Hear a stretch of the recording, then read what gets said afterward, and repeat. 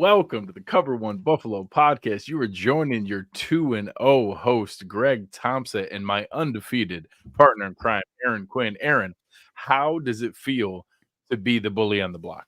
It's awesome. It's absolutely fantastic. We were at the Richardson, Ant and I, before the game, and we did a couple videos and talking about it. And each time we talked about that, like, yeah, no, I like this Miami team, all that stuff, but I can't pick them until they prove they can beat the Bills. Yeah. But now it isn't even a prove you can beat the Bills. It's like prove you can hang in a game with the Bills after that one. Or What a beat any fun, good team.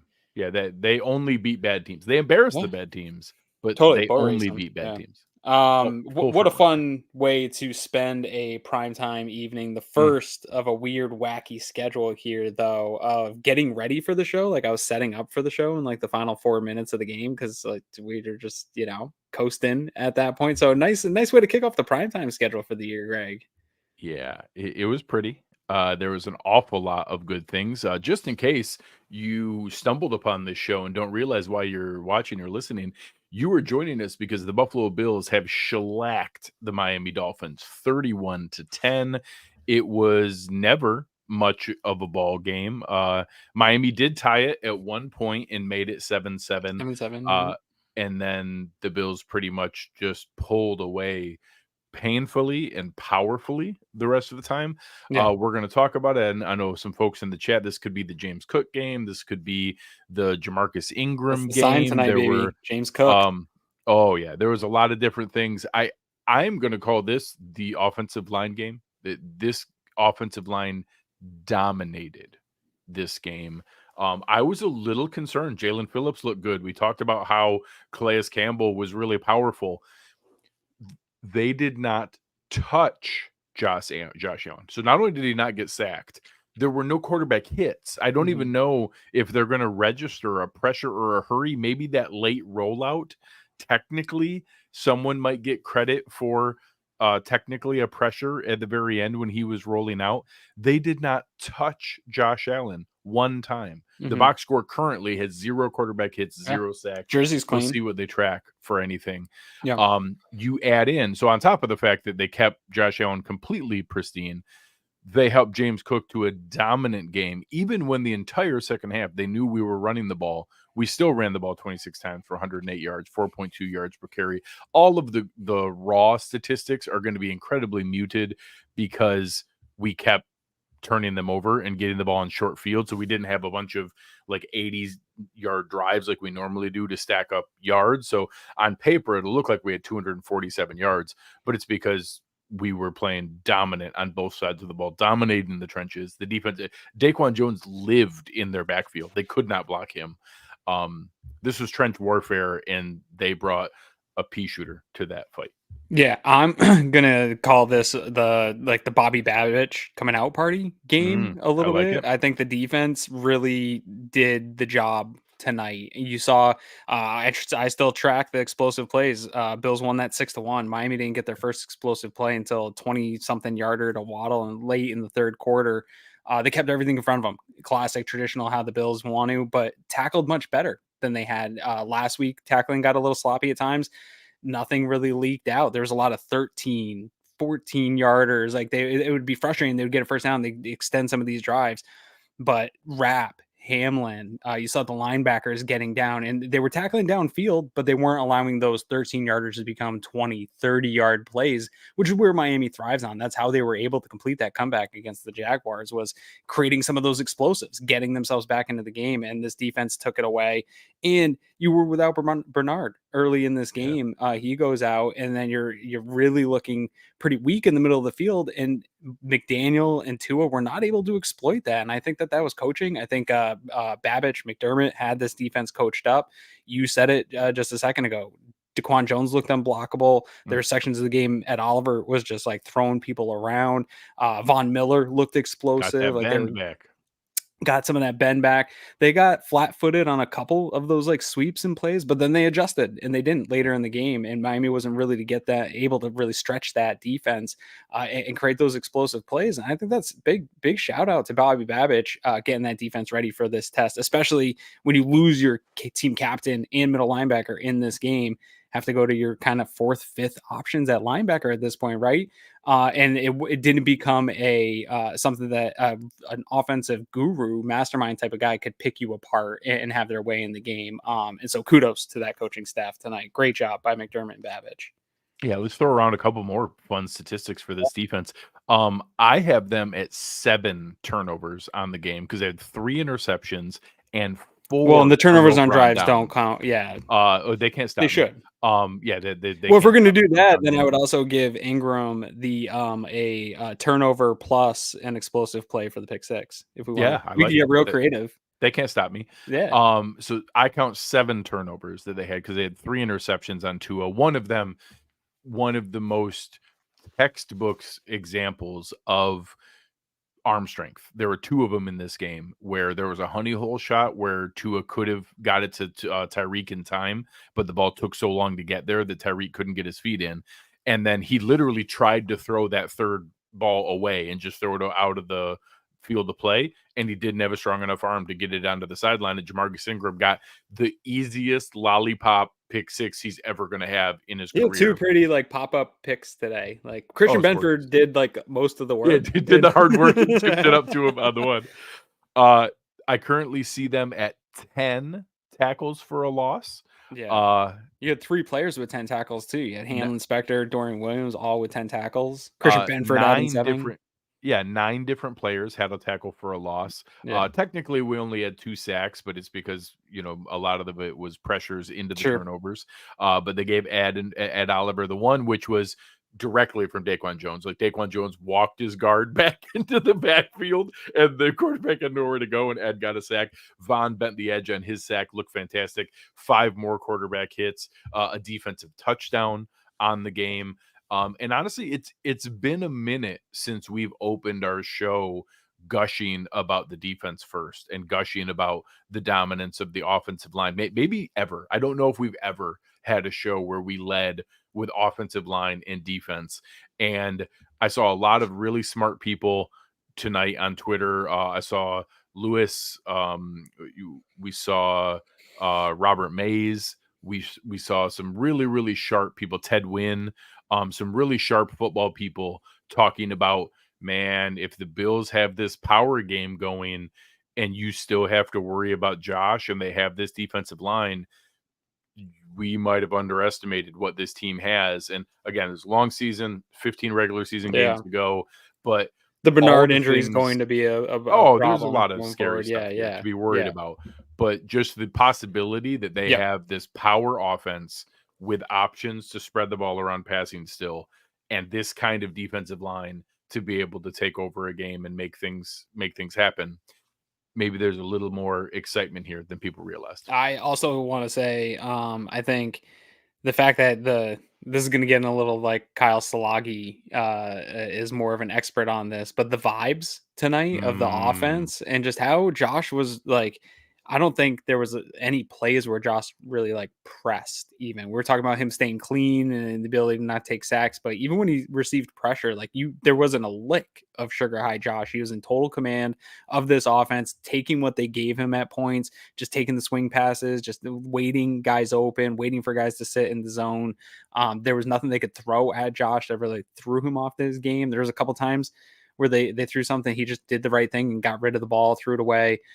Mistake-free football, but there seems like such a command and a comfort within this offense. And I think leaning into the physicality of the run game takes some of that pressure off Josh. And I feel like you're really seeing it start to pay dividends, and they look more comfortable than I've seen them in a long time. Like there's really no pressing or relying on Josh to just like totally, they kind of just, it was a smooth game when they were moving the ball up and down the field tonight. Yeah, it was fantastic, and we'll go back and see when Terrel Bernard went out, and we already were missing Taron Johnson. I was petrified of what that was going to mean, and honestly, Devon Achane still had a huge game, so it was. This is classic bend but don't break though. Correct. They were able to clean things up. So I don't know that Dorian Williams and Balin Spector were amazing, but they got the job done, and they're both good against the run, and they came downhill and they made Achane work for what he did get. He only got 4.4 yards a carry. You keep Devon Achane on 22 carries to 4.4 yards a carry. That's a huge win. He is the most explosive running back in the NFL. He's still got his work. At that rate. Oh God, that was a huge win in doing that. So credit to those two. I saw great communication from Rapp and Hamlin. I like the fact that they were really working really well together all game. Cam Lewis again earning more and more respect every game, playing the Terran role. He was up in the line of scrimmage, like doing everything throwing his body around. Yeah. Oh God, is great. And then even a little bit quieter night from Gregory Rousseau after his dominant opening game, but still compressing good the and pocket, contain doing a good job. Never losing contain.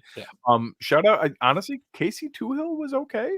I know a lot of people gave him a hard time in the first game, didn't want to see him out there. He had some nice plays. Like he was reasonable and like not a problem in his reps, and that's what you need when you're giving a guy like Rousseau a breather or needing to be able to come in, and that was nice to see. So we even got to see Cole Bishop make a play on a ball, Greg. Almost an interception, almost like Mike Edwards almost like volleyball tipped him an interception at the end. It would have been kind of nice, but I like that the defense was still playing hard and didn't want to give up those cheapy points at the end. They did not want to give up some cheesy late score. 31-10 shows what a throttling this was and what a dominant one is. And I was going to go here next. Everybody's expecting us to go to the offense next. I was going to go to the coaching staff next. You talked about Bobby Babich. He deserves tons of flowers. Mike McDaniel, tonight doesn't change the fact that Mike McDaniel is one of the most creative minds in the NFL. He is a great coach. He is a very, very, very smart offensive mind. I don't know how great of a coach he is. He had a weird drive that I want to talk about tonight. That I think he might have outcoached himself for a minute, but we'll talk about that in a little bit later. Let's get to that. I agree with everything else you're saying. That end of the half, we'll see about that. But I want to, Joe Brady just being able to put together this game plan where the team is rightfully petrified of Josh Allen. He has dominated them. This on paper is going to ruin some of his averages against Miami. This is just going to destroy some of those averages that he has. His first game without 2 touchdown passes, he had 13 straight against Miami, the longest any player had against one franchise in NFL history. Ruined that. Isn't going to get his 6th AFC Player of the Week. It's okay. James Cook's probably going to get it for his 3 touchdowns, so it's all right.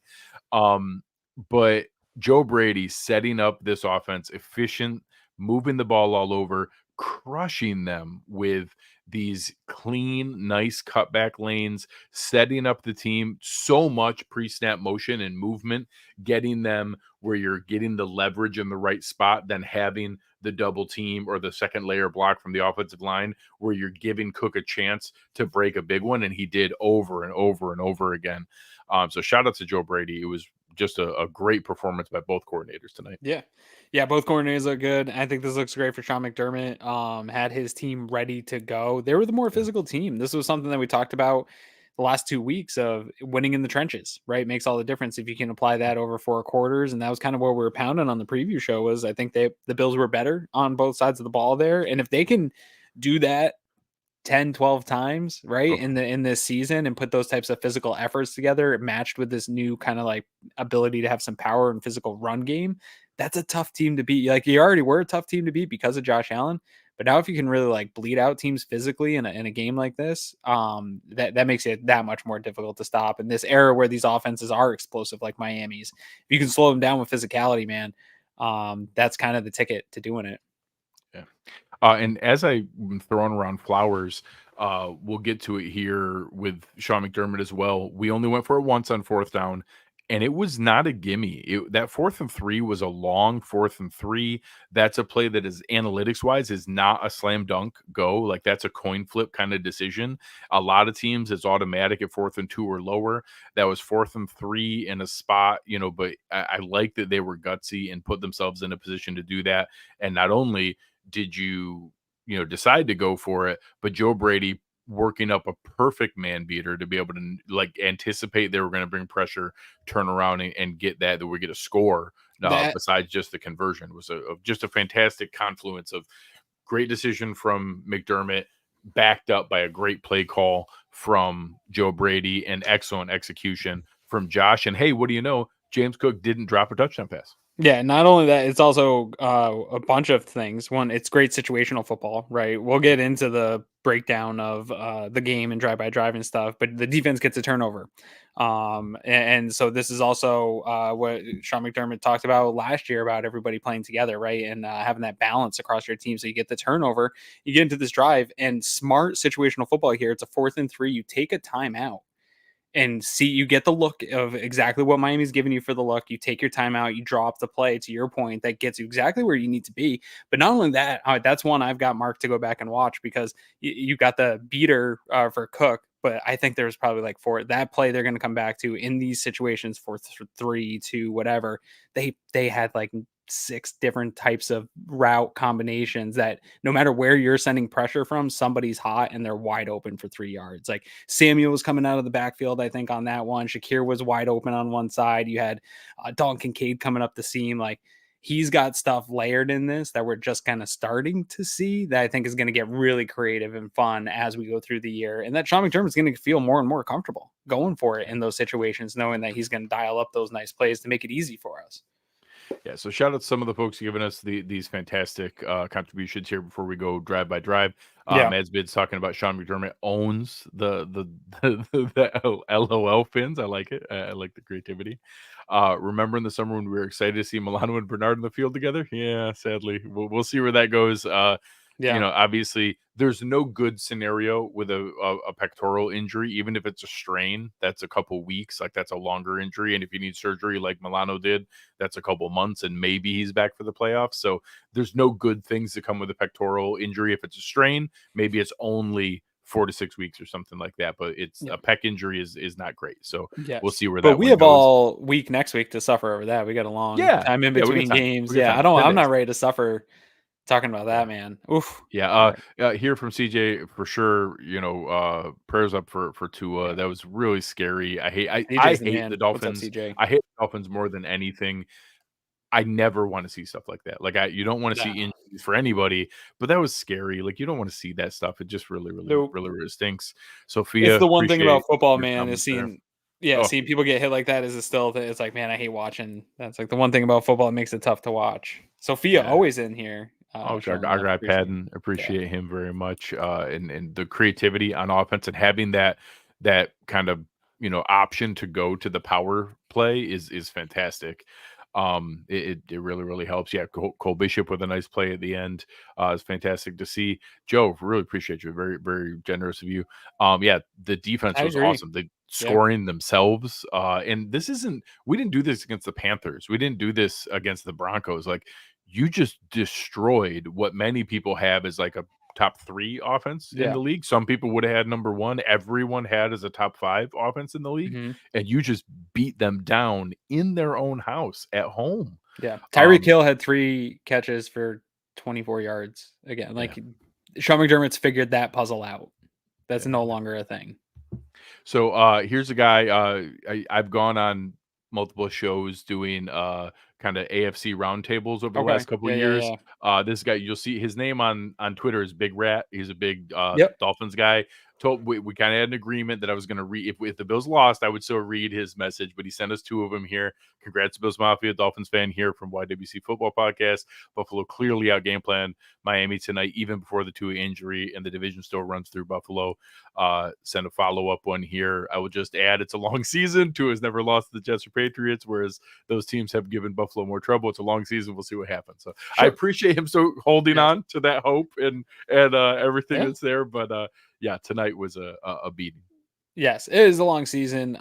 But I do think, actually, I wanted to pivot that here before we get into the rest of these super chats.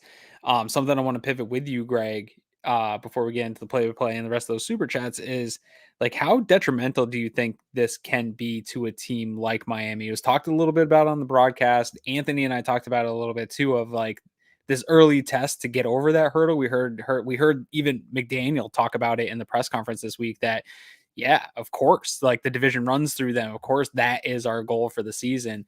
I think they put a lot of pressure internally. Like this is the time. This is our chance to beat them. We heard that from Tom. Like if not, would he now? When is it going to be? Like what does that feel in the locker room tonight? Of just that defeated. Like not only did they come down to your house and beat you, but this was a whooping, to your point. Like, early in the season like this, I think, like, to your friend's point there, there's a lot of season left. I think they can overcome it, but this could have some trickle effects for a couple of weeks, that type of morale defeat. So yeah, Hans saying here how we owned them, and then Bryant in his comment here saying, "I'm glad how we did, how we Yeah. did it."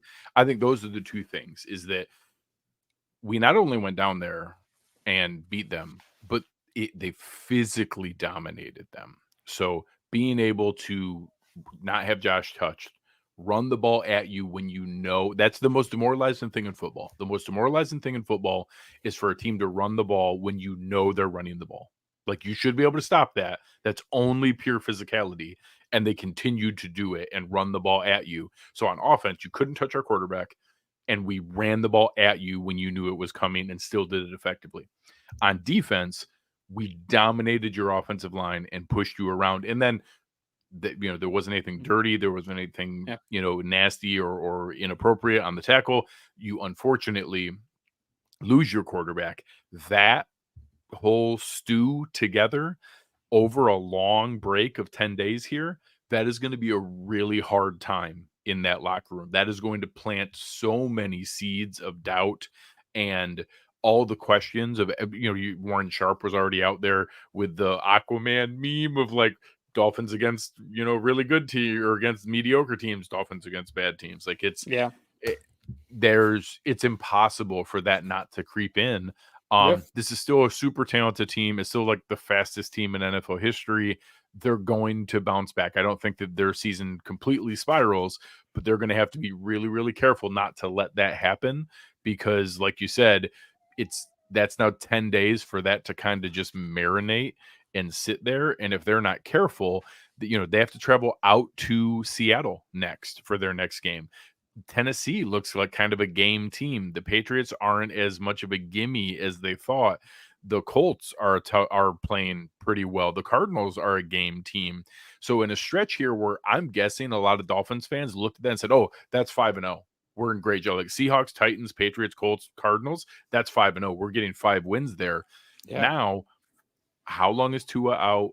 And are What's those that? teams now going to get, is that Seattle offensive line and Kenneth Walker going to go punch them in the mouth up in Seattle? If now? Armstead's out and that interior offensive line situation's down to your fourth, fifth guys in there, like, yeah, it could be real hairy for them. They were planning to stack W's in that stretch to like give themselves a cushion for the end of the season where it does get harder.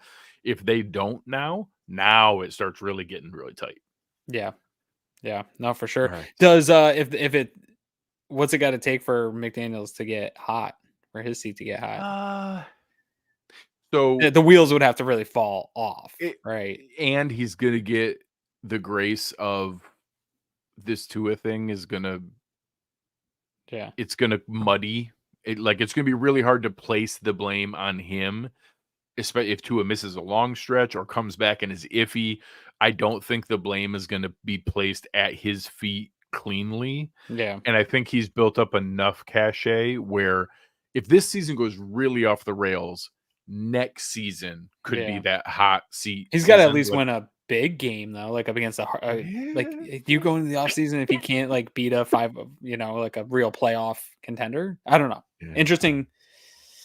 Tough spot. It will create some interesting conversations for sure. All right, let's go through the delicious game by drive. We get to even cut it off early. I stopped taking notes. It was a little bit of a party. My studiousness declined as the game went on. Yeah.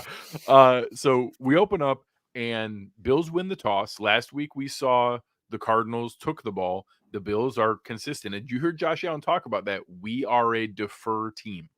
We like that. That is not a like coin flip thing where, hey, sometimes we'll take the ball, sometimes we'll wait for the half. Like, that's our thing. We set ourselves up to double dip. That's what we do. So we give Miami a dangerous offense the ball. That is a choice that is setting yourselves up for question if it doesn't go well. And we open up, and you're always worried about the speed, but you get a nice big hit from Rasul Douglas on the very first play. You get Achane gets a little bit of yards. Then they do the short yardage fullback dive to Ingold for the first down. You're all right, and then again Achane to the outside, and Douglas comes up for for a nice TFL. Yeah, They Groot was try in to on take. that too. Popped him out a little bit there, keeping Yeah, I think he contained. walked back Armstrong and forced him to pop to the outside and gave Yeah, it was a Douglas a nice good play. shot at it. And then now they take a deep shot and then they get a little greedy and they come back again. It's 3rd and 13, so you got to go downfield a little bit. But he tries to go for a deeper shot down the field to, I won't lie, a guy I did not know was on their team named Grant Dubose. I did not know Grant Dubose was on the team. I prepared for this game and I did not know Grant Dubose was on their team, but he tried to throw him the ball. Yeah, Bernard had his hand in there, or Benford it had was his tight hand in there. coverage. Yeah, He was ready. I don't know that he actually tipped the ball or if it it hit just off hit the shoulder pad, I Dubois' think. shoulder and then went up in the air. And Jamarcus Ingram was there in Having good the best day position, ever. ready, gets not only gets the ball, but runs it back for 25 yards. Yeah, So sets him up with a short field. And this is where we really saw it. Like, I love they had schemed up touches for Kincaid right off the bat. Hand off to Cook, right back to another schemed up touch for Kincaid, moving the ball around. We get to where, we're at 4th and 3 and we have an incomplete pass. And they're set up and we're okay. Maybe we're going to try to get it closer to be able to go for it. They hand off to Ty Johnson. He gets stuffed by Zach Sealer and David Long, who are really good players for Miami. And in my mind, I'm like, damn it. I really would have liked to have gotten a touchdown out of this. And now we're going to kick a field goal because it's 4th and 3. And like, that's not normally a go for it situation. And then they did the thing where they go down and they run the clock down and it seems like we're going to go for it. And in my mind, I'm like, we're just trying to get them to jump off sides. We're going to take the timeout and then we're going to kick the field goal. And they take the timeout and then Josh doesn't jog to the sideline. And I'm like, wait a minute. Are they going to go for this? And I love the fact that that's in the calculus of, hey, we're playing Miami. Miami scores touchdowns. We got to be able to take advantage here.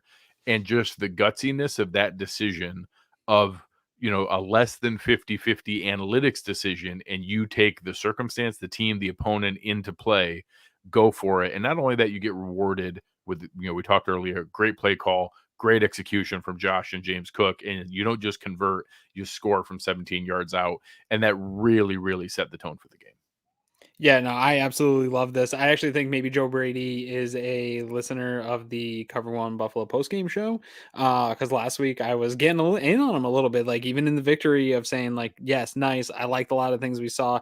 The thing I didn't like was how long it took you to get Kincaid the ball. Like, how are you not scheming up touches for guys like him and for Shakir and finding ways to scheme these guys the ball? And he comes right out on the first play and does it, and then he does it again on the third play.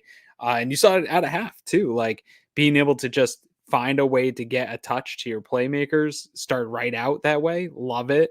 They weren't able to really stay in on Kincaid for the game. So I want to see, is Miami doing some of the same stuff that we saw from Arizona? I want to kind of see the trends associated to how teams are guarding Kincaid, but to come out and starting like that in your scripted stuff and trying to get the guys the ball. And then, to the point we've already talked about it a little bit, this 4th and 3 play, I think that showed maturity. I think it showed guts on McDermott's part, trust in Brady. And Brady, I think, earned that trust and earned further trust down the road in the future for scheming that open so nicely. Yeah, everyone's going to get gold stars on that series in the film room there tomorrow, breaking that one down. It was fantastic. It was Yeah. fantastic.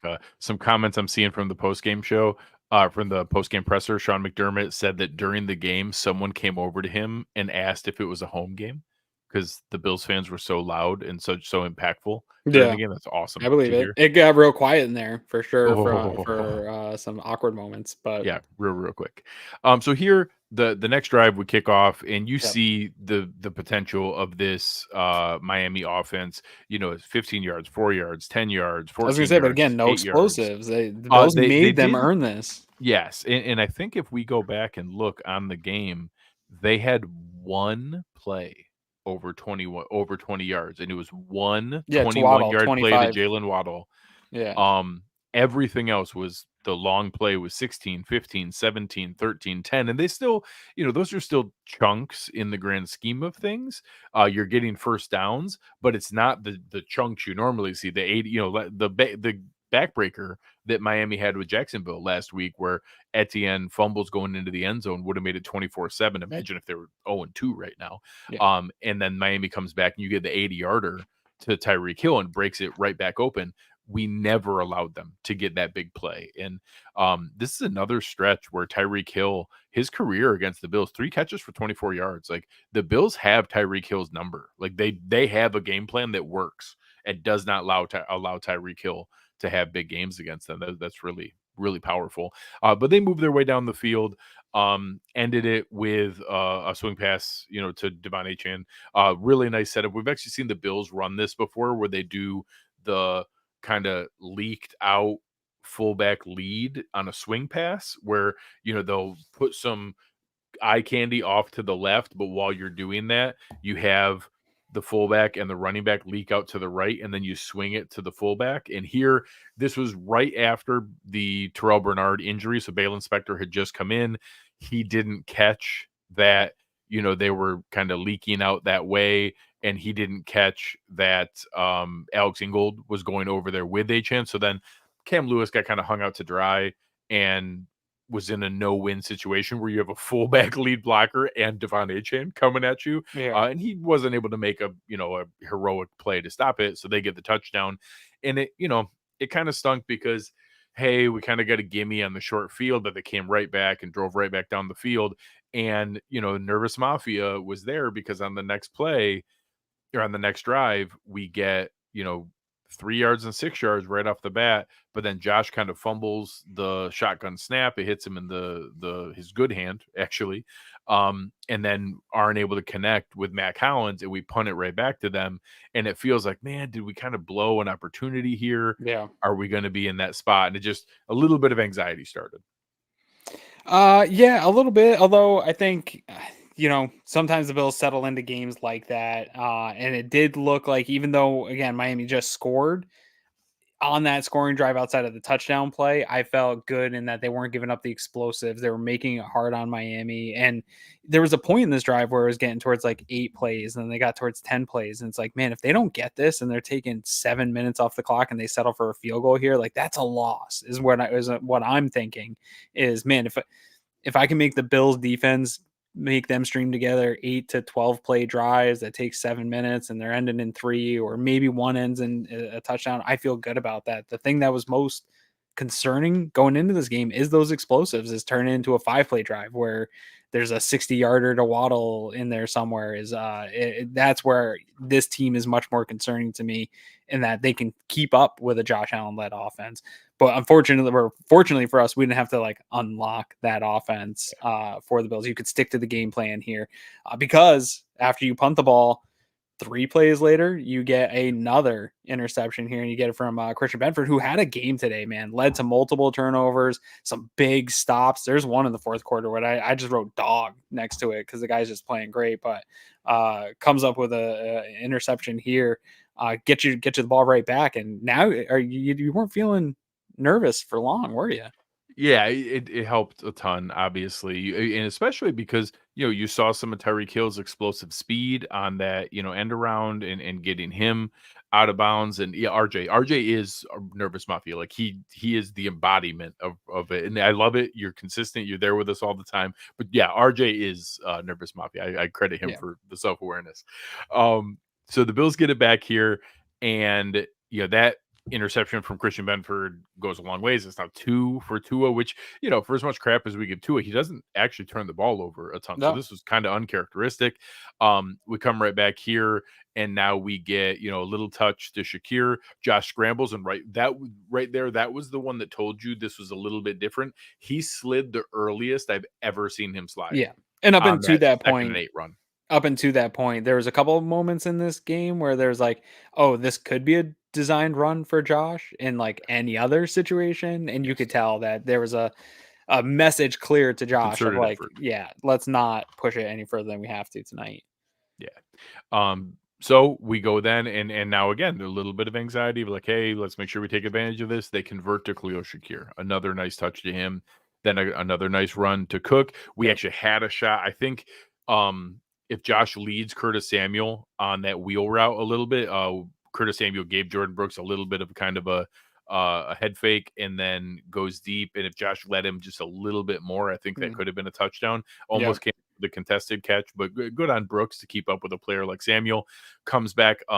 We get another incomplete where he tries to go to Ty Johnson, and now it's like, okay, well, I guess we just got to kick the field goal here.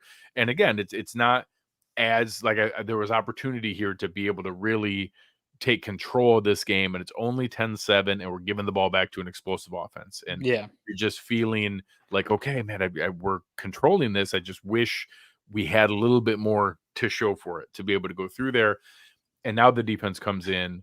We get a stop. They actually get a nice run, but it gets called back on a holding. This is an offense that is not set up well to be able to play off schedule and not have the balance to it. And again, they have a nice play. Jonnu Smith makes a nice play, but they try to take another deep shot to Tyreek Hill, and the Bills just have their number. And this was one where I didn't think they were going to go for it on 4th and 3 at their own 37, but it felt like a big moment there where maybe in hindsight, McDaniel might have wanted to go for it there and that not to let this kind of get away from him because the Bills come back here and put together a really nice drive. You get the ball back. We get a nice chunk play to Khalil Shakir for 21 yards plus an unnecessary roughness hit from our man Jordan Poyer. Always love him, but he had a couple not great moments tonight. One was with kind of leading with the helmet in a hit there that I probably would have been mad about if he got called for while he was a Bills player, but he did lead with the helmet and was in that spot. We get another couple nice runs, 8 and 10 yards for Ray Davis, right back to back, and then another one right back to Shakir, and then one of the only real highlight for Josh today was on that 3rd and 12, rolling out, keeping it alive, looking downfield, and hit Ty Johnson while being covered by Jordan Ramsey on a 33-yarder down to the 1. That was just a shocking play. And then Jordan Cook, just trots into the end zone untouched for a touchdown. And all of a sudden now it's like, okay, maybe we have it under control here. Yeah, well, I didn't feel under control probably until the next set up of All right, well, drives walk us through here. here with the Dolphins possession and what happened right after that. Yeah, so I'll bring it right into our good friends at West Herr here for the setup of the drive of the game. As I like to do sometimes, I like to extend what drive actually means, and sometimes I break it into two. And I think that this is exactly what Sean McDermott's going to want to preach to his team about complementary football here. I think this is a premier example of complementary football here. So anyways, you go up, you're up 17-7, like Greg just said, you got an 8-play, 85-yard drive, and it does feel a little bit in control. You're right, Greg, but we saw what Miami was able to do a week ago, right? No lead really feels safe when this offense can explode and erupt at any time. Miami gets the ball back, and you're thinking, okay, they're probably going to score something here and get this game going. We're going to have to do a little bit of a shootout. Achane comes out right away with a 17-yarder, which actually, again, Damar Hamlin saves that. That could have been probably could have gone for a touchdown. I thought it was a touchdown when he got into. I didn't feel as much as a supporter as I am of Damar Hamlin. I didn't feel great when I saw it. Like it felt like in slow motion for a second when he got to that level of like, oh, he's one step away from breaking this. So good on Damar for making that only a 17-yard run.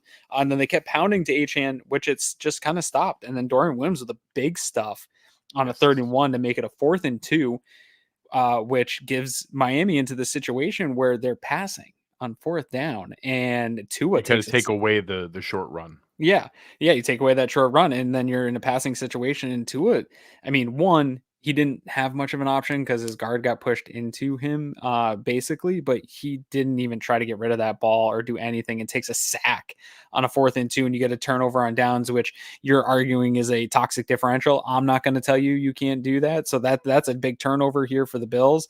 You get the ball in, so it's not only on a 4th and 2, it's a 4th and 2 in your own territory that they're going for. Like this is a loose 4th and 2 to go for. You're only going because the game's feeling out of hand for you at this point.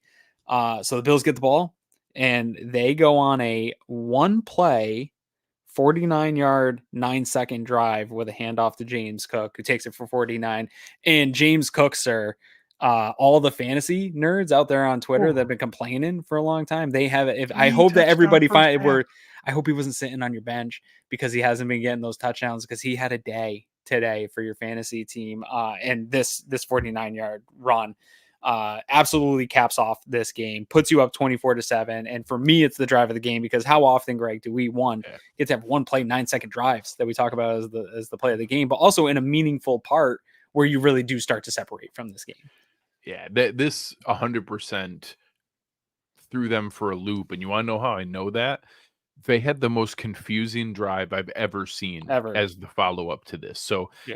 they go through, the Bills just completely punch them in the mouth. Like, this was a huge shot to their confidence, to their strategy. They're down 24-7. There's like 3 minutes left, right? Like 3:40 something. 3:36. It's at 3:36. They get the ball. They're an explosive offense. So there's still a lot of possibility here. This is double dip time for me in my brain. Like, if my team has the offense with a few minutes left. Yeah, you're like, hey, you still got a shot here. You can get right back. You could be down a score going to halftime. Hey, going with a lot of confidence. And they go and they have some really weird, like, uncertain clock management. So they're throwing the ball inbounds. And I get it, when you're trying to play in the middle of the field, you're trying to leverage. Hey, they're out Taron Johnson and Terrel Bernard. This is a team that doesn't have a ton of speed on defense. If we can get our guy in space, maybe we can break one. And to start the drive, you have a little time. Like they did that at first. It's like, okay, you have a little time. Yeah. And when you're throwing the ball, the first couple plays are to Jalen Waddle, Devon Achane. Like, those are guys that you give a chance to break plays, but they weren't. And the first play, it's a no gain to Jalen Waddle, and 36 seconds run off the clock. Then Devon Achane goes for 13, which is nice, but then 39 seconds runs off the clock. Then you get another run for Devon Achane, which was at 2:21, so 2 minutes and 21 seconds, and it goes to the 2-minute warning. You ran a minute 36 off the clock in to go like 14 plays. yards, 14 yards or something too. And not much. 60. Yeah, you have 16 yards like that. That's not gonna do it. Then you come back.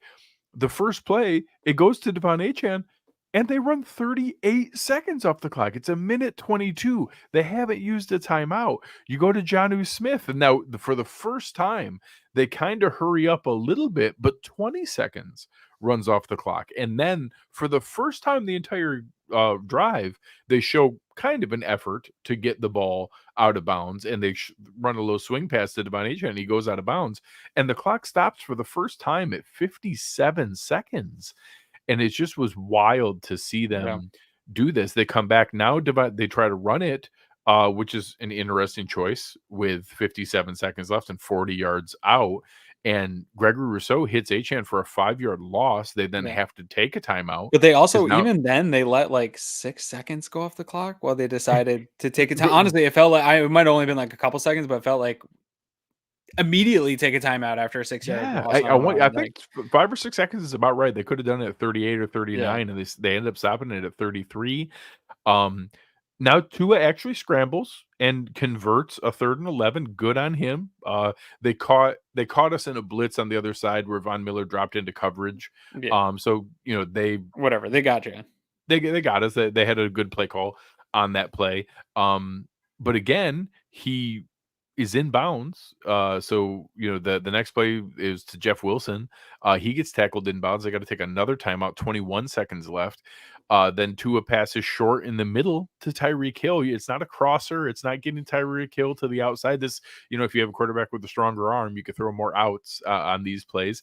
So again, tackled in bounds, have to take a timeout.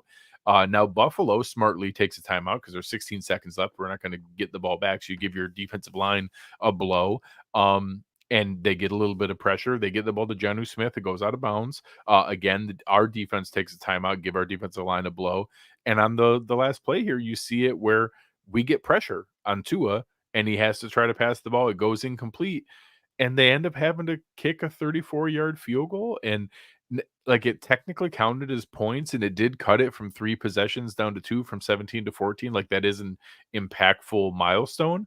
But it felt so anticlimactic that it almost like didn't even count as points, because you could tell they were so rattled by what had happened to them with the turnover on downs and the one play touchdown that just Mike McDaniel wasn't ready and didn't know what he wanted to do. And it almost made them look worse in that moment, even though they got points and it was technically a scoring drive.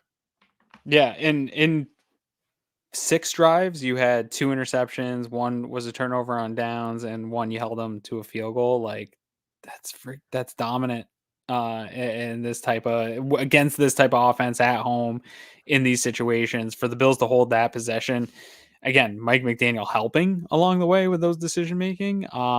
Dude, put the shoe on the other foot here. Imagine the Bills are in this situation. You had the ball to make it a whatever closer game here, and Sean McDermott let the clock run out like Oh, this. Like, how he livid would have been getting just how livid would killed. you be? I would have to like Oh, hold you back on the post game show from oh, having this section of game talked about of like how embarrassing. This is basic stuff. oh. This is basic clock management. This isn't a first year coach here, Greg. This is like stuff that should be ironed out. These aren't the mistakes Sean McDermott's still making at Yeah, this point. Has Sean McDermott even ever had that type of clock management that was really bad. fumble? Like, this Really, is really probably one bad. of some of the worst I've seen. Especially in that like 32-second range where it's like, dude, you just let 8 seconds run off the clock for no, that's a play. You just let a whole play run off the clock because you couldn't decide to take time out. Crazy stuff.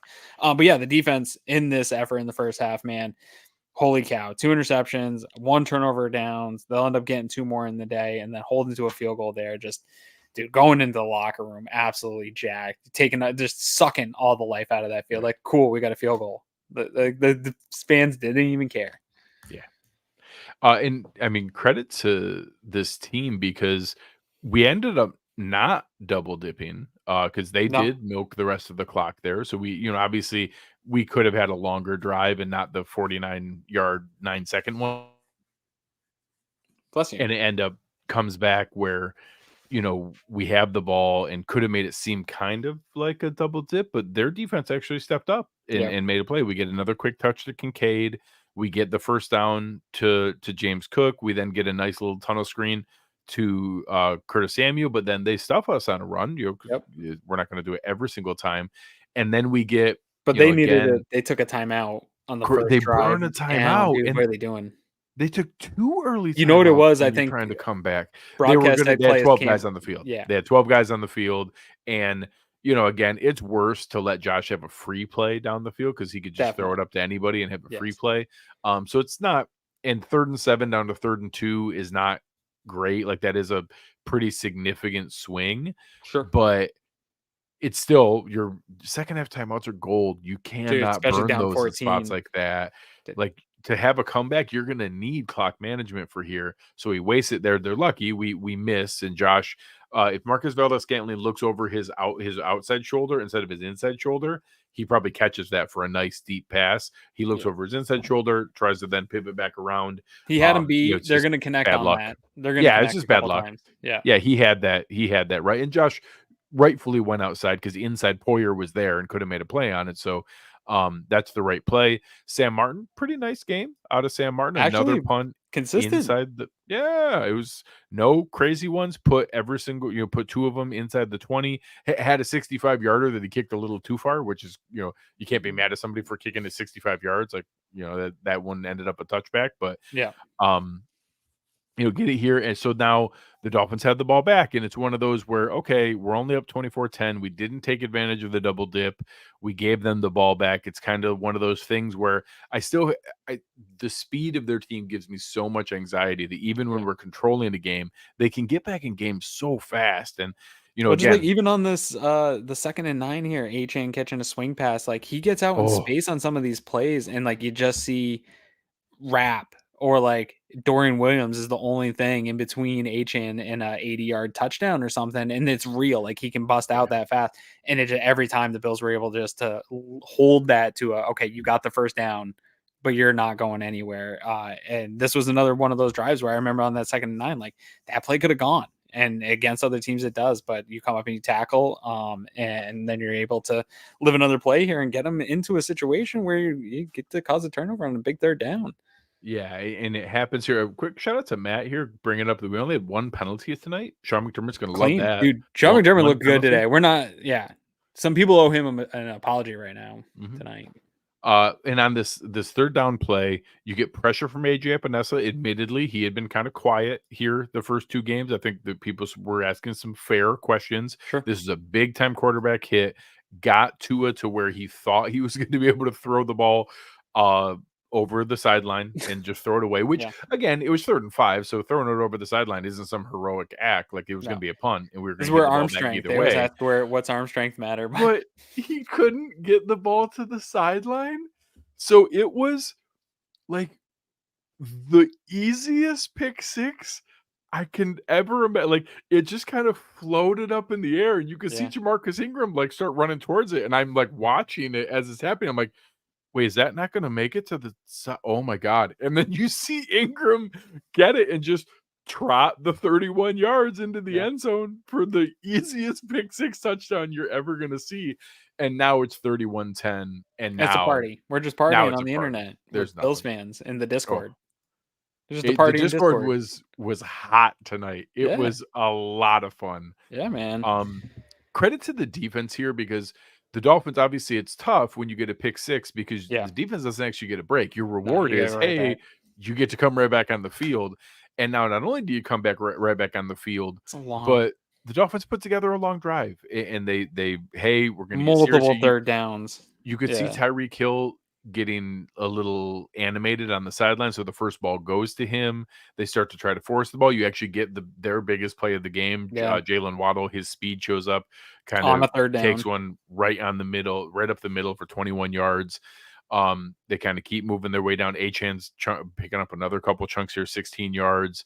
Again on third down. Not a great third down display here early in this drive. You got 3rd and 4 and they go 21. 3rd and 2 they go Achane 16 yards.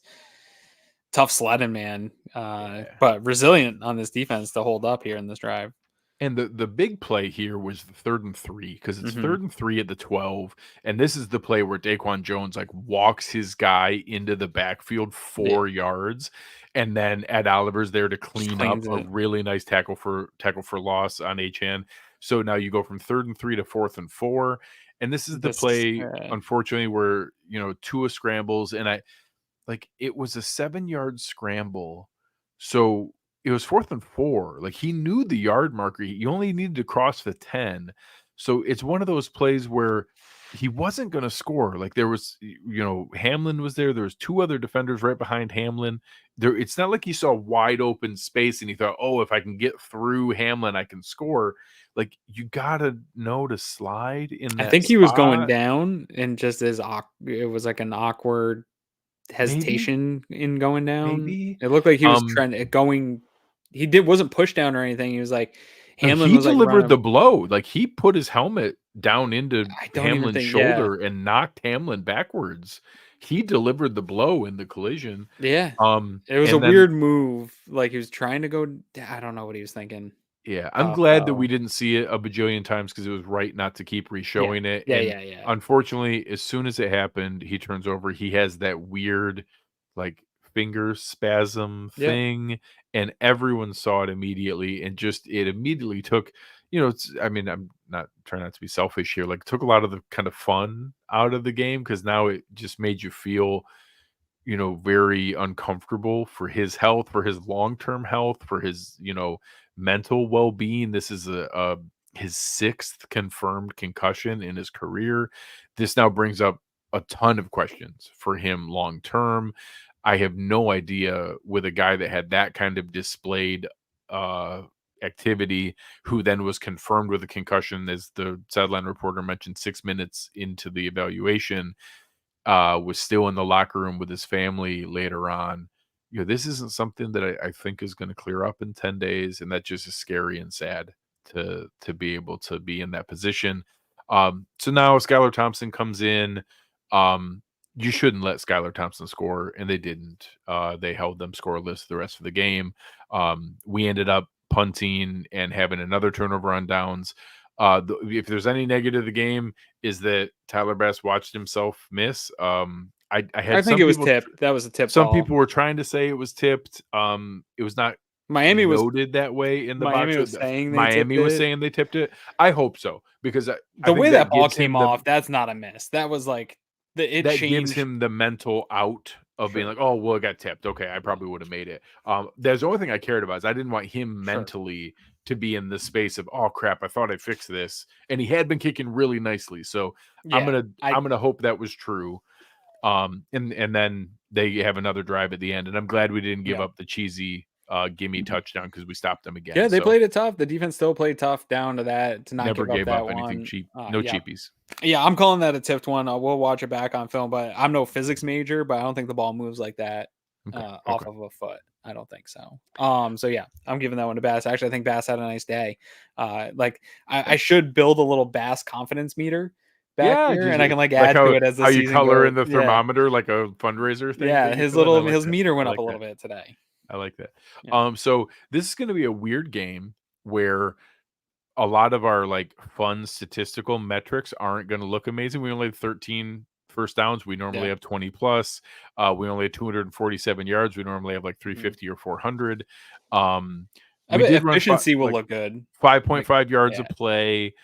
We had no turnovers. We had very few negative plays. We blocking made the grades will look down good. We went for all the blocking, the sacking, adjusted our sack like pass rush win rate and adjusted sack rate's going to look great. All those adjusted line yards, that benefit from this, but some of the raw numbers are going to take a hit here. Josh defensive DVOA should.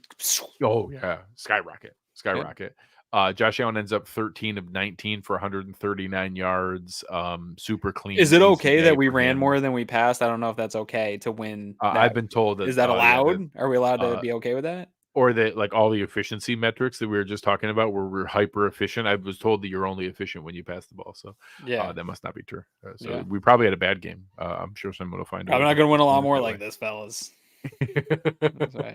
Keep it up. And like I said, I love that so many of the smartest guys that I see on Twitter were the ones chiming in about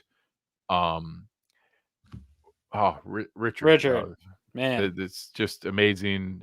Big Rat, he's a generous man. I appreciate it here. Last one, as a Dolphins fan, you guys do excellent coverage for your team and the division as a whole, to the point that I always tune back. The commentary walks a fine line between intelligent, unbiased discussion with fun fan tribalism. Good luck to all. I appreciate that. I think we do that. Yeah. I have no problem admitting that I'm a gross homer, but luckily I'm smart enough to use big fancy words that makes it seem like I'm being objective in between my gross homerism. So it's a fine line. Yeah. But appreciate you very, very so much, man. That's awesome. As I was going through and kind of talking about some of the other pieces of guys who were sharing things, it's coming from Ted Wynn sharing how this offense has developed and looked, Nate and Tice, Robert Mays. Yeah, Nate Tice talking about what this offense looks like, and Robert Mays, the Bills completing their transformation from spread finesse offense that can't run the ball to a team that can cave your chest in has been so fulfilling. And it's just, Louis Riddick, if the Bills will consistently use their running backs like they are tonight, this offense will be deadly. McDermott has always wanted the physical, effective run component of their offense to be evident. They have it now. Those are like the smartest people that I follow from national coverage. Like when you tell me that Nate Tice and Ted Wynn and Louis Riddick and Robert Mays are all on the same page about something, and it's about the physicality of our team, that is a really, really encouraging group. I can't wait to see Brandon Thorne's breakdown of what our offense. I can't wait to hear Greg Cosell on One Bills Live this week. He's going to be gushing about what Brady's doing. I am going to just drink in so much national coverage of everything that's going on here. I cannot wait. I cannot wait. Yeah, tomorrow's going to be a fun one. Victory Friday. Victory Friday. Not a lot of Victory Fridays out there. This is a nice one. Good way to end the week. Next gen two victory days in 1 week. How often do you get a Victory Monday and a Victory Friday? Monday and a Victory Friday. That's what a way to bookend a week, guys. Yeah. Bunch of fun stuff from Next Gen Stats. You guys can go find all kinds of great stuff. So we are going to have some more fun stuff going on. I can't wait to see the film room here. This is going to be a great one for Anthony and Eric to play around with. Tomorrow, I'm going to hang out with everybody at noon. Chris Seth might jump on with me. I'm going to do the Greg Tompsett football show. We're going to break down some of the other big matchups. I'm going to talk about what 4 games I'm going to have in my quad box when I watch on Sunday. In the big matchup here, we got the 4 p.m. Chiefs Bengals game. That's a kind of a must win. Honestly, Bengals, man. For the Bengals, need this one pretty badly. So I'm going to break down those games and have a little fun there. Going to be all kinds of really cool stuff to go through. It's going to be really, really nice. I can't wait to do it. It's going to be great. Man. Carl, no update for that I've seen. I haven't seen anybody in the chat update Bernard's injury. I'm sure that's not one that they're rushing to get out and tell anyone about. It's one of those things where I'm not a medical person, so I don't know this, but there's the alternatives or possibilities where he didn't come back in the game. When he went to the locker room, you can go back, kind of get it shot up. Hey, it was a bad contusion. It was a really bad bruise. Put some wrap on. Rub some whatever magic stuff they have on there and come back in the game. That's totally different. When he didn't come back in the game, that means your best case scenario, and they've already said it was a pectoral injury. So now your best case scenario is that it was a strain and it wasn't a full tear and it was a strain. Well, a pec strain is still like 4 to 6 weeks. Like you can't, it's a linebacker. Like his entire job is grabbing people and pulling them to the ground. Like it's like a quarterback hurting his shoulder. Like there's no minor throwing shoulder injuries. Our best case scenario is that we find out it's not a tear that requires surgery and that he only is going to miss something in that 3, 4, 5, 6 week range. Unfortunately, there's just not a ton of alternatives here that end up good. So we'll wait and hear more. Hopefully we find out that he doesn't need surgery. I bet Discord members find out quick. I bet you they will. I bet you they will. And if you want to become a Discord member, you can come support us. Go to cover1.net/OnePass. Come and now we have an awesome t-shirt you get from 26 Shirts, which is a really cool design. You get to hang out with us in the Discord every game. That's where you find me, Eric, Aaron, all of our guys hanging out, talking through the game, talking in the Discord channel with our OnePass members. It's a ton of fun. And that's where you get all of our input. That's where my game day thread has now moved itself over to. It's an awesome place to be. Just really, really fun people to come and hang out. And if you just want the best way to support us, you can do that. And if you aren't ready to do that, aren't in a financial position to sign up for that, the easiest way to help us is press that like button. Make sure you press the like on your way out. Help us out. Leave us a review. Leave us a rating or a review. When this is done, come and leave us a comment in the show comments. It doesn't even have, you can just put the word comment and it still feeds the algorithm. You can say nice things. You can tell us how nice Aaron's hat was. You can say funny things. You can just write the word algorithm and it still works. You can even say the hat looks dumb. I don't care. Just it doesn't matter. Matter of fact, sometimes when people say outlandish things and like 6 other people reply to it, it actually helps more. That actually feeds the algorithm more. So go say some outlandish things in the chat and we'll see where that goes. But any final thoughts for the people before we go and tell ourselves we're going to bed, but really go scroll more on the internet? I was gonna say I'm just gonna scroll some memes. I might even make some memes tonight. I don't know yet. But I think we might after school drop off, in between me doing school drop off and trying to get to my tea time in time tomorrow morning, we might do a Discord. Again, another benefit of joining OnePass. We've been doing a little bit more. Yeah, we got a question that I probably take for granted. Sure, the people don't know what Discord is. They ask. So Discord is a communication app. So it's an app you download, and it's like its own little separate chat room. So if you've ever used like WhatsApp or Slack or there's like a half dozen of them that are kind of commonly used, or Teams for Microsoft Teams. It's a communication one where we can set up different channels. So all of our members go in there, and we have like a Bills channel, but we also have like music and food and golf, and college football, general, and fantasy football, and we have a general room that gets into like politics and stuff like that. I never go in there. It's a scary room. But there's a lot of really fun rooms to go in and do it. There's one for old pets. TV shows. Old TV shows. Like it's a whole awesome community. So it's kind of turned into our own little safe healthy bubble of the internet, and it's a really cool community. There's like 500 or 600 people in there, and there's usually honestly like 100 or 200 active members at any given time. It's one of the things that I think Aaron, Eric, and I are the most proud of that Yeah. we've built is this community. It's a Nicholas ton of Lowell fun, knows. and Unlike Greg, I do hang out in the general sometimes. Come if get in the general with me, you folks. no, you Yeah, can you I'm can't hanging pay me. out. You I'm not can't pay scared. me. You can't pay Funky me and to I, go Funky and I hanging out in the general together. Let's go, there. Funky. It's great, and honestly, the fact that we know so many of these people and it's built so many friendships and Yeah. relationships and really cool things, it's a ton of fun. So if you want to, that's honestly the best value. Like I love the shirt that we give. It is a cool way to help us. All the things that we have to pay for like this platform we use to bring the shows, all the stuff we research, all the stats we use, that costs money. That's what those things pay for. But really, like the value you get from it is being able to go in there and hang out. It's a ton of fun. So really, really appreciate it. Cool, man. All the great messages here. It means a ton. Thank you guys so much. Appreciate It everybody. really, really, really helps. Yeah. But on behalf of our amazing producer, Chris Kepner, and my wonderful co-host, Aaron Quinn, I am Greg Tompsett. You have been listening to the Cover One Buffalo podcast, and we are out.